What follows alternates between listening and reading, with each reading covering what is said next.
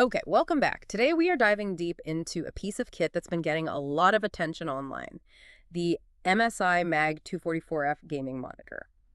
Our mission really is to unpack what's behind those big headline numbers. Is it a genuine speed demon bargain, or, is the hype maybe hiding some limitations you need to know about? Because let's be upfront.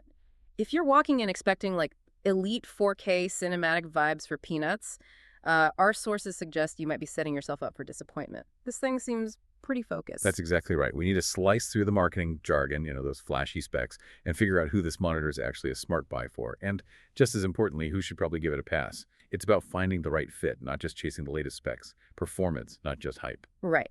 So let's start with those headline specs then. What MSI is putting front and center? We're talking 23.8 inches, full HD, that's 1920 by 1080, a really aggressive 200 hertz refresh rate, and a claimed zero point 0.5 millisecond GTG minimum response time. And this is important. It uses a rapid IPS panel. Yeah, and that rapid IPS part is kind of key. So that's MSI's way of saying they've pushed IPS tech known for better colors and viewing angles than older panels to be incredibly fast. Trying to get that near zero latency, that responsiveness you used to only really get from, well, those faster but less vibrant TN panels. So that 200 hertz plus the super low response time, it's all about smoothness, extreme smoothness really, and quick reaction times. Okay, so aimed squarely at competitive players then. Absolutely. Think fast-paced FPS games, Yeah. multiplayer shooters, esports titles, and that full HD, the 1080p resolution, it's actually a plus for this audience in a way. How so? Well, it keeps the demand on your graphics card, your GPU, pretty modest. You don't need a monster $4,000 rig to actually push the high frame rates needed to take advantage of 200 hertz. Plus, it has adaptive sync, FreeSync premium support that helps smooth things out even more, prevents that annoying screen tearing when the frame rates fluctuate. Right, so it paints a picture of a balanced, value-focused monitor for competitive gaming.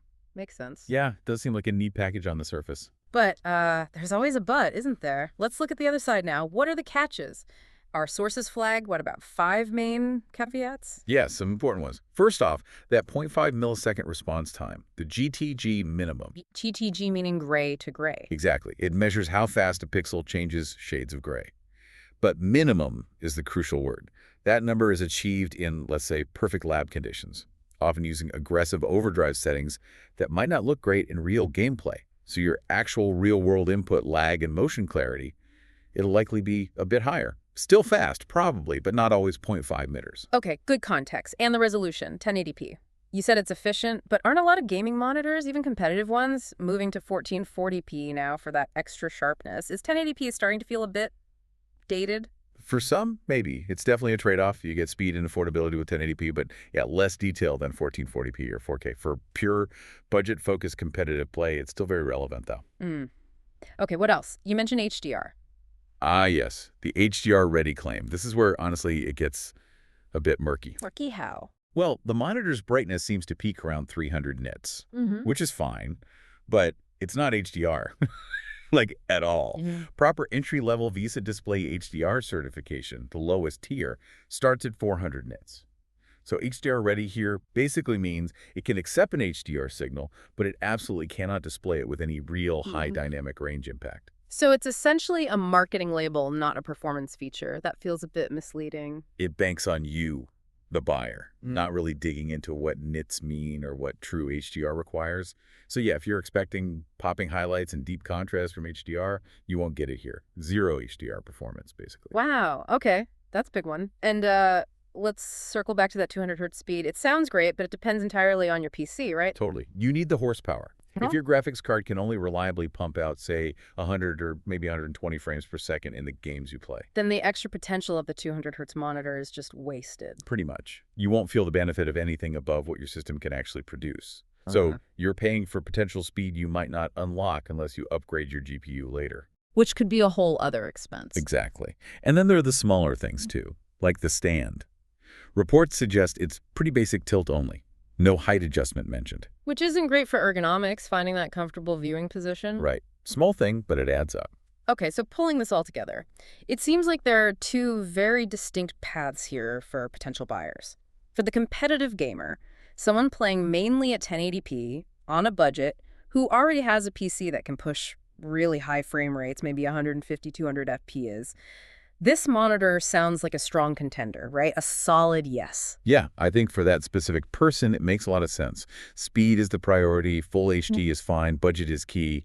It ticks those boxes despite the caveats. But for pretty much anyone else, content creators needing color accuracy, someone who wants higher resolution, anyone chasing genuine HDR visuals. It's a definite pass. Mm. The limitations on brightness, color performance likely being just, okay, the 1080p resolution, the basic stand, it just doesn't fit those needs. So it really comes down to knowing exactly what you prioritize. Precisely. And that leads to a final thought, maybe something for you, the listener, to chew on, especially if you fit that budget competitive gamer profile, given that the real benefit of that 200 hertz hinges so much on your current PC.